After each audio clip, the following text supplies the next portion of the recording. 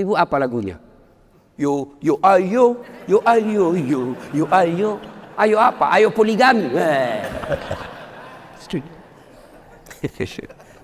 Bismillahirrahmanirrahim. Orang sahabat bernama Uqasyah. Dia angkat tangannya. Ya Rasulullah, saya pernah Anda sakiti. Kata Nabi, kapan? Saat itu perang. Anda naik onta, saya di samping Anda. Anda cambuk ontanya, saya kena. Hari ini saya ingin melakukan pembalasan. Sahabat semua jengkel. Wah, ini Nabi lagi sakit masih mau juga melakukan pembalasan. Maka berdirilah Umar bin Khattab. Uqasyah, kalau kau ingin melakukan kisah pembalasan, saya yang kau cambuk. Jangan kau sakiti Rasulullah. Kata Nabi, Umar, saya paham niat baikmu. Tapi dosa nafsi-nafsi tidak boleh ditanggung. Duduk kau Umar. Duduk Umar. Maju Uqasyah, ditahan lagi oleh Abu Bakar. Wahai saudaraku, jika tanganmu ingin betul nyambuk, diriku kau cambuk, jangan baginda Rasulullah Muhammad sallallahu alaihi wasallam. Nabi bersabda, Abu Bakar, saya paham niat baikmu, tapi dosa tidak boleh diwakilkan. Duduk kau, duduk Abu Bakar. Maju makin maju Uqasyah dengan cambuknya. Lalu berdiri cucu beliau Hasan Husain. Wahai Uqasyah, jika tanganmu ingin mencambuk keturunan Rasulullah, jika engkau ingin mencambuk darah daging Rasulullah, maka cambuklah kami cucunya. Sama kau mencambuk dan menyakiti Rasulullah. Tolong, jangan paman, jangan kakek kami kau sakiti. Nabi meneteskan air mata dan berkata, cucuku, dosa tidak boleh diwakilkan untuk. Duduk engkau, duduklah. Hasan Husain semakin mendekat Uqasyah. Dia angkat cambuknya. Begitu dekat, dia buang cambuknya, lalu dia peluk Nabi. Sahabat semua heran, apa maksudmu? Tadi kau mau mencambuk Nabi, sekarang kau peluk sambil menangis. Dengar jawaban Uqasyah. Dia lalu berkata, ya Rasulullah, maafkan saya. Tadi itu saya hanya bohong. Tadi itu cerita saya cuma karang-karang. Saya tahu sebentar lagi Anda meninggalkan kami. Ingin rasanya tubuhku yang hina ini memeluk badan Rasulullah sebelum kita berpisah. Kalaupun kelak nanti kita berpisah, di akhirat tentu kita berbeda tempat. Ya Rasulullah, rindu rasanya kulit saya ini menyentuh Rasulullah. Lalu Rasulullah bersabda, saudara-saudara sekalian, jika engkau ingin melihat sahabatku di akhirat kelak, lihatlah ini karena cintanya kepada Rasulullah Muhammad sallallahu alaihi wasallam. Tepat hari Senin 12 Rabiul Awal tahun ke-11 Hijriah bersamaan dengan hari lahirnya Rasulullah, hari Senin tanggal 12 Rabiul Awal tahun ke-11 Hijriah, Allah perintahkan kepada malaikat Jibril, berangkat Rasulullah. Hebohlah Mekah, berduka seluruh Mekah. Abu Bakar menggigil, sahabat yang lain meneteskan air mata. Satu sahabat yang tidak mau menerima kenyataan, Umar bin Khattab. Ketika disampaikan orang-orang, Rasulullah telah meninggalkan kita, Rasulullah telah menghadap kepada Allah, heboh satu Mekah. Umar bin Khattab marah, dia cambuk, dia tarik pedangnya dan berkata, siapa yang mengatakan Muhammad wafat, maka aku tebas batang lehernya. Umar tidak mampu menerima kenyataan Rasulullah berpisah dengannya. Dan Umar mengamuk, siapa yang mengatakan Muhammad mati, saya tebas batang lehermu. Tampil Abu Bakar Siddiq berdiri di depan rumah Rasulullah dan bersabda dan berkata, siapa yang menyembah Muhammad, sesungguhnya Muhammad telah menghadap kepada Tuhannya. Tapi siapa yang menyembah Allah, Allah tidak akan mati, Allah akan abadi selama-lamanya. Mendengar ini lunglai seluruh badan Umar, jatuh sempoyongan tidak mampu berdiri. Begitu menyadari Rasulullah telah meninggalkannya. Begitulah para sahabat mencintai Rasulullah. Bagaimana cinta kita kepada Rasulullah? Kita lebih cinta kepada mobil daripada cinta kepada Rasulullah. Kita lebih cinta kepada harta daripada cinta kepada Rasulullah. Kalau Rasulullah bukan cuma di dunia beliau cinta kepada kita, sampai di akhirat beliau mencintai kita. Mari kita lihat cinta kita kepada Nabi. Salawat aja kita malas.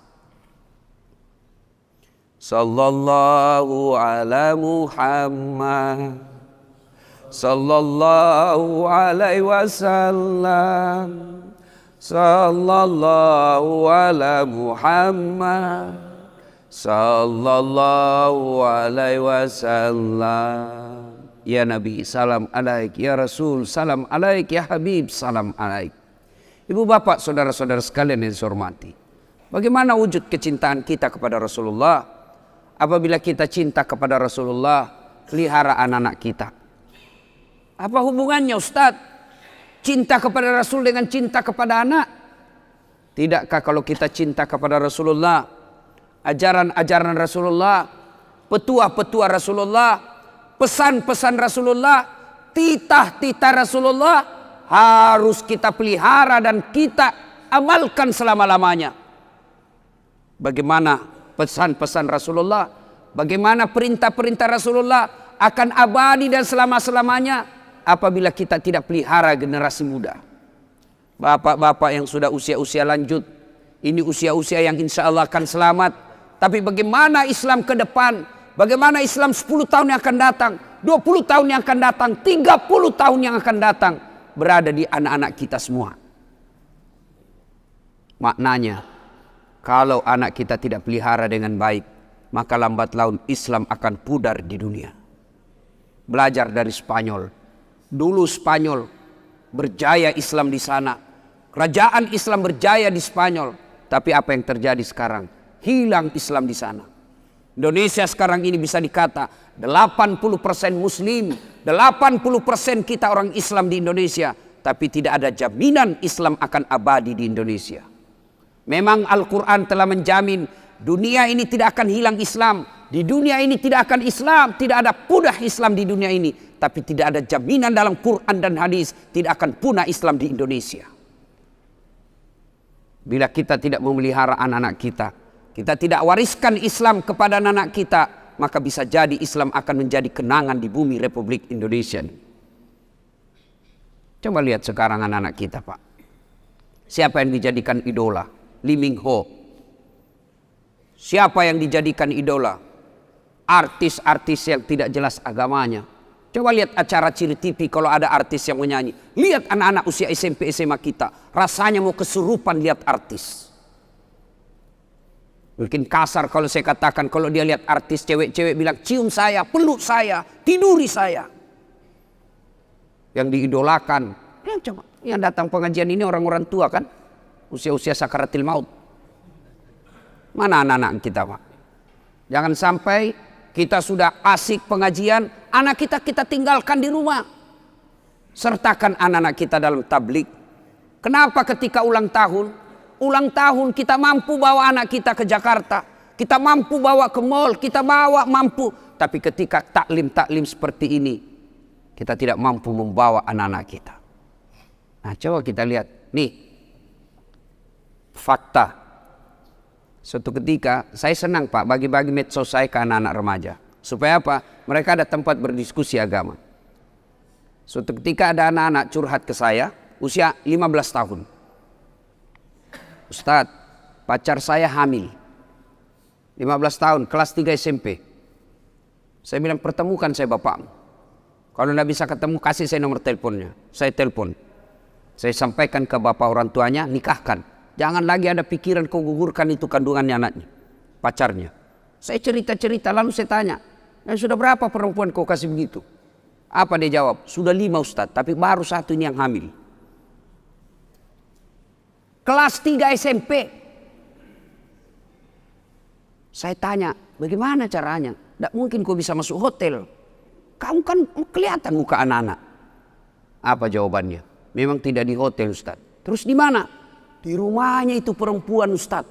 Makin bingung saya. Gimana ceritanya kok bisa masuk di rumah perempuan? Apa jawabannya? Saya tahu jam-jam berapa tidak ada orang tuanya di rumahnya. Rutinitas orang tuanya saya sudah hafal. Pada saat itu saya datang ke rumahnya. Auzubillah min dzalik. Hati-hati Pak. Kita terlalu sibuk. Tidak punya waktu untuk anak. Padahal kita cari nafkah supaya apa? Anak. Heran kan? Orang tua cari nafkah supaya anaknya baik-baik hidupnya. Tapi sayang seribu sayang. Anaknya hanya diisi perutnya. Tidak diisi imannya. Kita terlalu bingung apa yang dimakan anak kita. Padahal demi Allah. Ada enggak di rumah ini mati kelaparan anaknya? Tolong tunjukkan saya Pak. Ada di rumah sini yang mati kelaparan anaknya? Ada? Ada Pak. Bohong Bapak kalau katakan ada. Tapi yang mati gara-gara narkoba bisa jadi ada. Mati gara-gara ngelem. Lem pox dia campur lem tikus. Jangan kau campur lem Korea, ndak bisa terbuka mulut itu. Ayo. Mati gara-gara balapan. Mati gara-gara narkoba. Itu banyak Pak yang begitu. Maknanya, jangan cemas soal perutnya anak. Yang kita cemaskan agamanya. Perut apa? Terlalu bingung. Cicak aja dijamin rezekinya oleh Allah. Cicak. Bapak tahu cicak? Tahu cicak? Apa dia makan cicak? Hah? Nyamuk. Masuk akal enggak? Di mana ketemunya? Enggak punya ke terminal. Satu di dinding, satu terbang. Di mana ketemunya? Kalau kita pesawat bisa ketemu. Di mana kita ketemu? Di terminal. Ini nyamuk enggak punya terminal. Di mana ketemunya? Tapi Allah yang ngatur rezekinya cicak.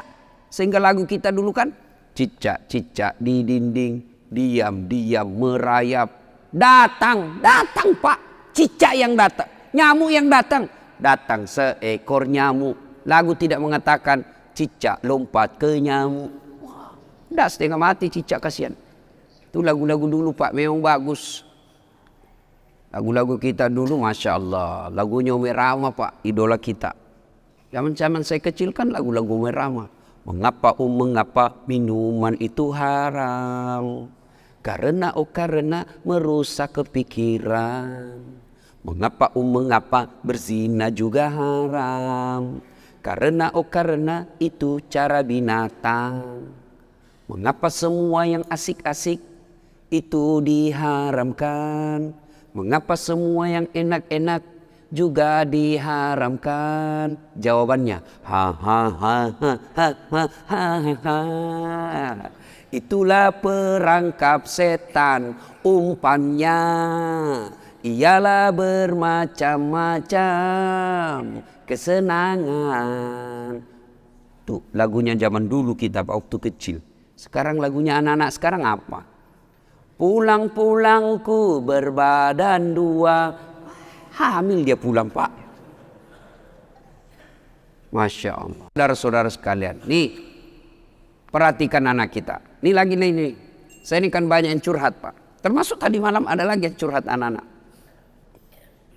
Tapi tadi malam anak Jambi. Bagus juga curhatnya. Ustadz, saya mau berhenti sekolah. Kenapa? Saya tidak tega lihat ibu saya kerja. Saya kena tipu. Bapak saya kontraktor kena tipu Ustadz. Saya sekolah tapi saya tidak yakin bisa dapat kerja yang baik. Nah ini baik, ini curhatnya yang begini. Masih baik curhatnya yang begini.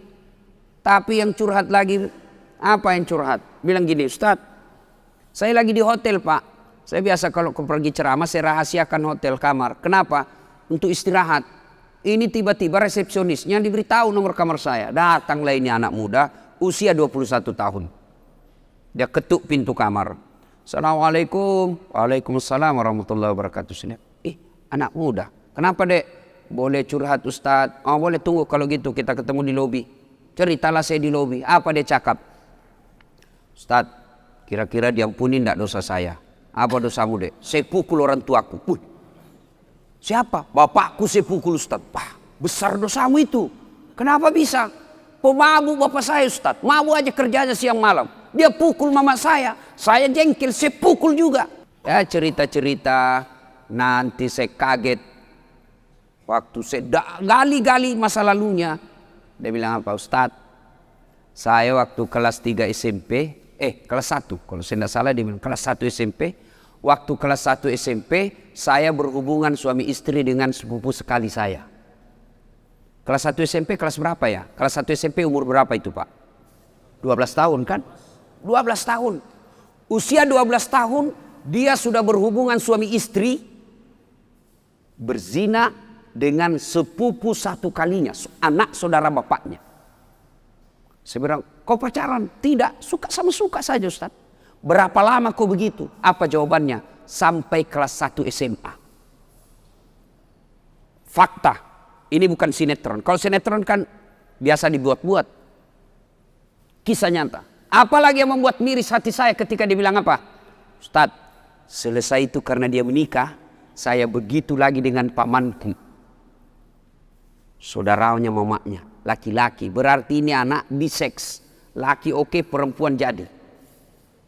Selesai dengan pamannya, dia begitu lagi dengan kakaknya yang pertama kali ditiduri, sepupu sekalinya. Auzubillah min dzalik. Ini fakta. Hati-hati Pak. Apa yang rusak anak-anak kita sekarang? Ada yang tahu jawabannya? Kira-kira apa yang rusak anak kita sekarang? Nih, handphone, smartphone. SMP, SD dikasih handphone begini, rusak anak bapak. Metode mendidik orang tua sekarang mulai hilang jauh dari nafas Islam. Orang tua kita dulu tidak ada sekolah, tidak ada gaji bulanan, tidak ada rumah dinas, tidak ada kendaraan dinas, tapi anaknya bisa dia didik menjadi orang-orang hebat.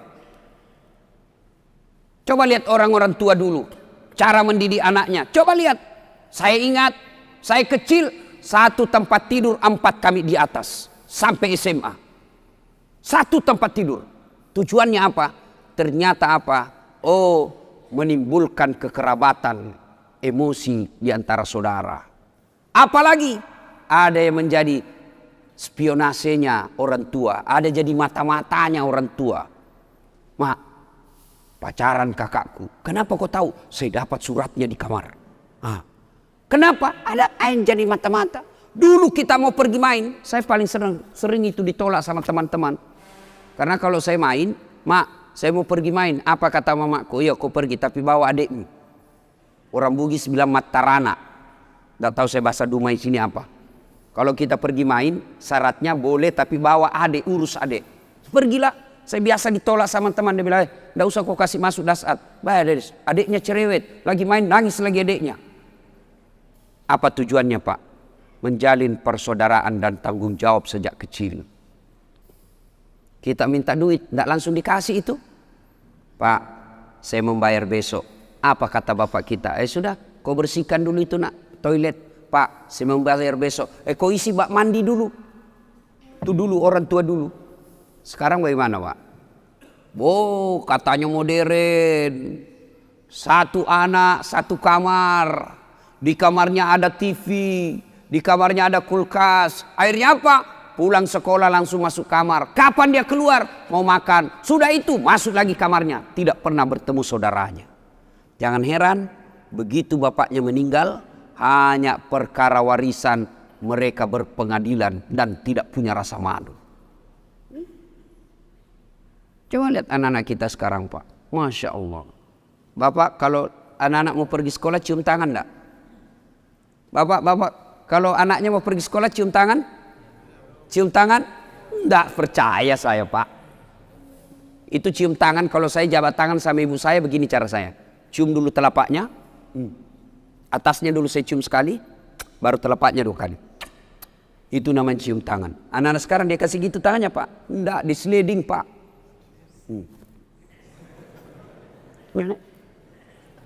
Begini saja caranya. Di kepalanya di sini. Sekali tangannya cowoknya tabek Kak.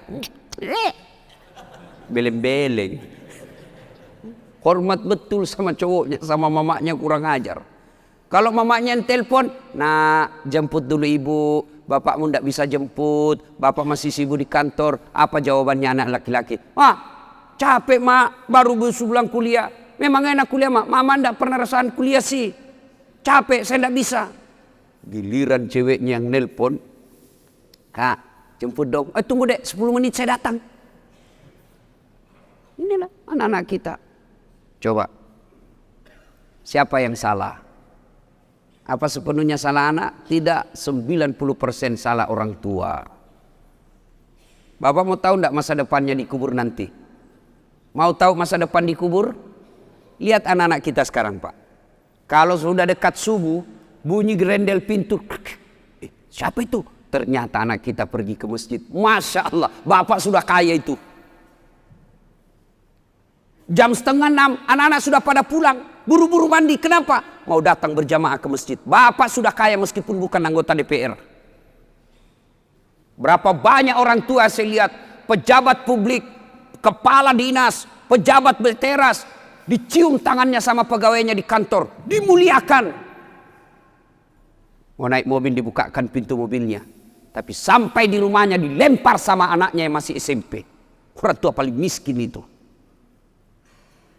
Suatu ketika Nabi menuju ke satu tempat. Dalam perjalanan menuju ke tempat tersebut, Nabi melewati pemakaman. Nabi melewati pemakaman, lalu Nabi bersabda, saudara-saudara sekalian, langkahkan kakimu dengan cepat. Sahabat melangkahkan kaki dengan cepat. Sampai di tujuan. Balik lagi Nabi, melewati rute yang sama. Sahabat ketika lewat di pemakaman, langkahkan kakinya dengan cepat. Nabi bersabda, tidak usah cepat-cepat, tidak usah buru-buru, tenang saja.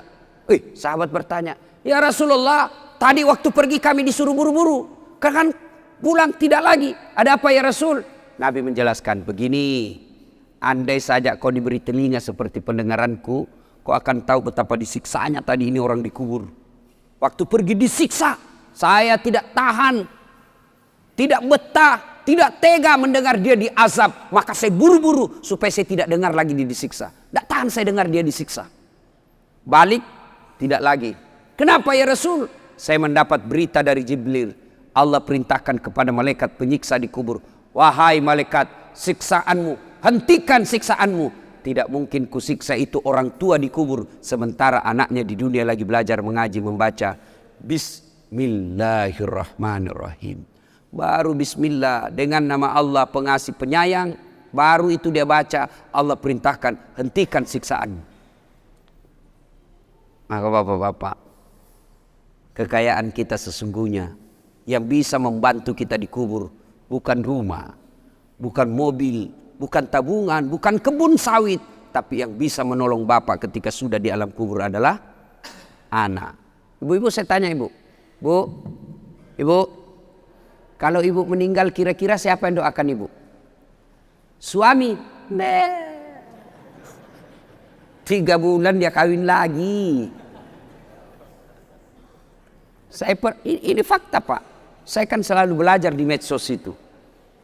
Ada kawan saya naik haji, meninggal istrinya, nangis betul, nelpon saya nangis terus, sampai bengkak matanya.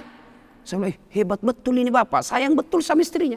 Dan apa dia kata? Ustadz, sepeninggal istri saya rasanya terbang separuh jiwaku. Kayak lagu. Beberapa saat kemudian saya jogging di Karebosi, ketemu saya masa itu bapak. Saya lihat, ada cewek ditemani, lebih muda, cantik, putih, tidak pakai jilbab. Saya tanya, Pak Haji, siapa itu? Dia bilang, yang baru Ustaz. Dalam hati gua dia lupa bengkak matanya. Lalu siapa yang bisa mendoakan dan akan mengingat kita? Tidak usah contoh lah, orang lain, saya nih Pak. Doakan saudara, jarang Pak. Nanti dia minta, dia doakan saya, baiklah, itu kalau saya ingat. Tapi yang selalu saya doakan di sujud akhir setiap sholat saya, ibu bapak saya. Jadi yang bisa menyelamatkan, nolong kita ketika dikubur, anak. Jadi kalau ibu terlalu sibuk anaknya kursus aritmatika, kursus sampoa, kursus bahasa Jepang, tidak diajari agama, miskinlah ibu nanti di akhirat. Memang kalau anak kita nanti kan ini orang tua terlalu bangga ngajari anaknya bahasa Inggris. Hebat anak saya Ustaz. Baru 1 tahun sudah pintar bahasa Inggris. Yang kelas 2 pintar bahasa Jepang. Yang kelas 1-nya lagi ini SMP, dia sudah pandai bahasa Korea. Memangnya nanti kalau dia berdoa pakai bahasa Korea? Oh my God. Please help me my mother. Enggak lah, tetap pakai bahasa Indonesia. Maka ibu bapak saudara-saudara sekalian, nah bagaimana cara didik anak? Bapak boleh baca psikologi pendidikan, silahkan baca riset-riset majalah, silahkan. Tapi sesat dan menyesatkan ketika bapak meninggalkan Quran dalam mendidik anak. Dalam Al-Quran ada seorang manusia yang diabadikan namanya. Nah siapa? Adik-adik nih, siapa yang jawab saya kasih. Yang adik-adik bukan bapak-bapak. Adik-adik, siapa yang diabadikan namanya dalam Quran karena hebat dalam mendidik anaknya. Dia bukan nabi, bukan rasul, tapi diabadikan namanya menjadi nama surah. Siapa? Siapa namanya? Ayo, saya kasih hadiah. Sini. Berdiri sini. Saya kasih hadiah. Sebelum dijawab pertanyaan itu ada passwordnya. Passwordnya adalah siapa namanya neneknya Ustadz Dasad. Adek ya, lain kali jawab saja sembarang, belum tentu mereka juga tahu ini nenek saya. Itu namanya kritis. Ya, ayo siapa namanya orang tua yang hebat mendidik anaknya lalu diabadikan menjadi nama surah? Siapa namanya, Dek? Dika. Oh, nama Dika dia, tapi nama yang saya maksud ya, orang tua yang diabadikan namanya dalam Quran, siapa namanya? Tepatnya Luqmanul Hakim. Sudah ada benarnya, ada apa dia? Oke. Salam tangan dulu, bos. Ya. Beda itu rasanya uang Ustadz dengan uang Kapolres. Bapak saudara-saudara sekalian, namanya Luqmanul Hakim. Diabadikan menjadi nama surah karena hebat dalam mendidik anaknya. Nah, maka karena waktu terbatas, bapak kalau mau ibu, bapak mau mendidik anak, buka Quran, surah Luqman, mulai dari ayat 13. Allah ajarkan menurut Luqmanul Hakim, ya bunayya, wahai anakku, la tusrik billah, jangan kau serikatkan Allah. Artinya, yang pertama diajarkan kepada anak, akidah. Anak-anak kita kecil-kecil, 7 bulan, 9 bulan, 1 tahun. Mereka anak kecil kan senang lagu. Maka perkenalkan lagu-lagu Islam. Perkenalkan akidah, tauhid melalui lagu. Ada waktu saya kecil kan lagunya begini. Topi saya bundar, bundar topi saya. Kalau tidak bundar, bukan topi saya. Ya pastilah topi bundar karena kepala kita bundar. Mana ada topi segi 4? Ada topi di sini sih, kepalanya segi 4. Enggak. Digantilah kalimat itu dengan kalimat tauhid. Tuhan saya Allah, Allah Tuhan saya. Kalau bukan Allah, bukan Tuhan saya. Dengan lagu itu ibu-ibu dulu kalau dia didik anaknya, lagunya dia perkenalkan sejarah Nabi melalui apa? Lagu. Pada zaman dahulu kala, pada zaman jahiliyah. Saya tanya ibu lagi nyanyi, kenapa zaman jahiliyah mak? Dia jawab, lahirlah seorang Rasul yang terakhir dan mulia. Saya tanya, siapa nama Nabi terakhir mak? Dia jawab lagi, Nabi Muhammad namanya. Siapa nama ibunya mak? Siti Aminah ibunya. Bapaknya siapa? Abdullah nama ayahnya. Di mana tinggal? Di Dumai atau Pekanbaru? Madinah tempat tinggalnya. Terus selanjutnya mak, dia lanjut lagi lagunya. Setelah dewasa diangkat menjadi Rasul. Siapa yang angkat? Ketua RT atau Pak Desa? Oleh Allah yang kuasa. Allah itu siapa mak? Pencipta alam semesta. Akidah masuk. Itu lagu dulu. Kalau datang suaminya, dia hibur. Marah suaminya, dia nyanyi juga ibu-ibu dulu. Nyanyi tapi sopan lagunya. Marah-marah suaminya, pak, nyanyilah dia. Insaflah wahai manusia, bila dirimu bernoda. Marah lagi suaminya, dia goyang kepalanya. Joget juga tapi kepalanya aja goyang dengan tangan jari-jarinya. Dialah pengasih dan penyayang kepada semua insan. Itu lagu-lagu zaman dulu. Ibu-ibu tidak ada majelis taklimnya tuh, tidak ada baju seragamnya. Dulu. Sekarang ibu-ibu apa lagunya? Yo ayo, yo ayo, yo ayo. Ayo apa? Ayo poligami.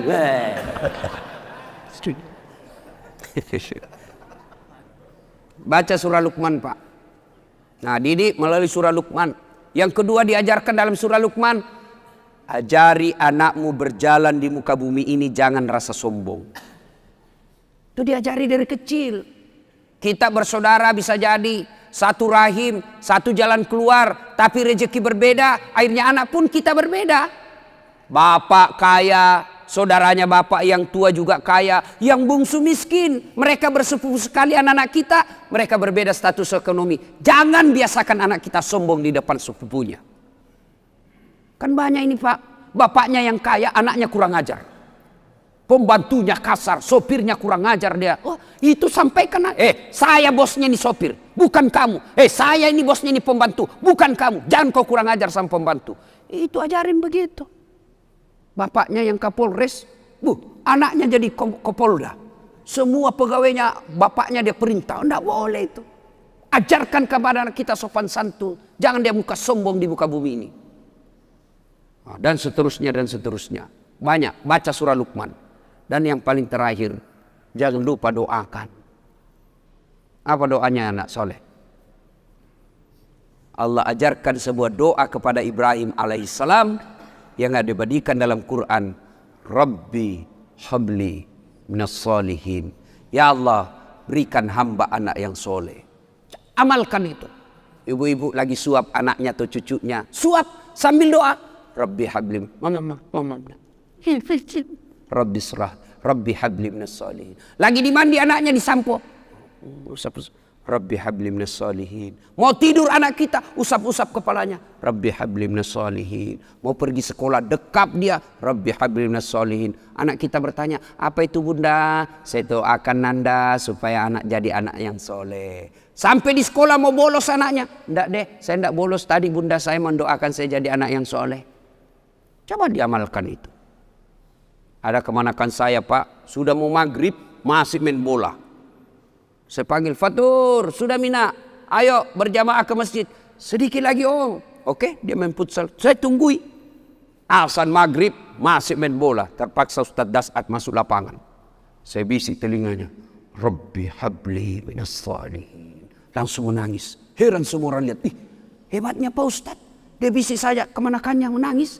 Dia tidak tahu telinganya saya bisik. Tanganku dibawa menjepit.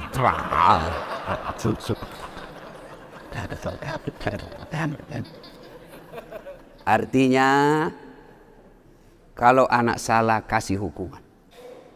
Anak melanggar jangan tidak dihukum. Supaya dia sadar bahwa kalau kau melanggar pasti ada sanksi dan hukuman buat kamu.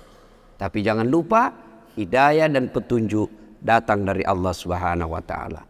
Ibu bapak saudara-saudara sekalian, inilah tausiah kita pada taklim kita kali ini. Mudah-mudahan ada manfaat. Terima kasih kepada Bapak Andi Abdul Latif yang telah memfasilitasi sehingga saya bisa sampai di tempat ini. 2 hari saya berada di tempat ini, subhanallah, alhamdulillah. Senang sekali bisa bersilaturahmi dan itulah nikmatnya persaudaraan dalam Islam. InsyaAllah nanti balik ke Jakarta lalu ke Timika. Lanjut lagi ke Timika, dari Timika ke Bombana, dari Bombana ke Pontianak, dari Pontianak ke Bima, dan seterusnya. Tanggal 21 saya ulang tahun. Saya pikir saya istirahat di situ, ternyata ada lagi sepupu teman minta, Ustadz mintalah, ya sudahlah tambah acara. Lanjut lagi, saya pikir tanggal 25 hari Natal saya libur, ternyata ada lagi maulid. Tak apa-apa, mereka melaksanakan Natal, kita juga melaksanakan maulid. Jadi ibu bapak saudara-saudara sekalian mohon doa supaya kita tetap istiqamah dalam dakwah. Sebelum saya akhiri saya mau cerita. Cerita terakhir. Ada orang imam penghafal Quran, anak-anak santri. Ya, anak remaja dikirim ke pesantren. Hafal Quran. Pulang Ramadan, satu kampung mau mendengar hafalannya. Nah, kata Pak Imam, kaulah jadi imam. Kami mau dengar hafalanmu. Jadilah imam. Dia baca surah yang panjang, yang hanya dia menghafalnya. Al-Fatihah lancar. Begitu dia baca surah itu, yang panjang itu yang hanya dia menghafal, tiba-tiba ada cicak jatuh. Cicak jatuh, kena telinganya, kaget. Begitu dia kaget, stres. Orang stres hilang hafalan, Pak. Dia lupa apa sambungannya ini. Dia ingat-ingat, tak bisa dia ingat. Dia lupa betul. Dia tunggu dari bantuan dari belakang. Tidak ada yang bisa bantu. Masjid hening. Hening masjid. Tiba-tiba ini imam berteriak, tolong bantu di belakang. Dia bilang di belakang, saya juga tidak tahu. Tiba-tiba berteriak anak muda satu di belakang sekali. Dia bilang, kalau begitu ya sudah, Allahu Akbar. Kisah berikutnya. Kisah berikutnya. Ini fakta saya ngalami. Waktu saya masih kecil, berjamaah asar. Ketika sujud, lama sekali imam sujud. Kenapa imam lama sekali nih? Teman saya penasaran. Sudah hampir 2 menit masih sujud juga.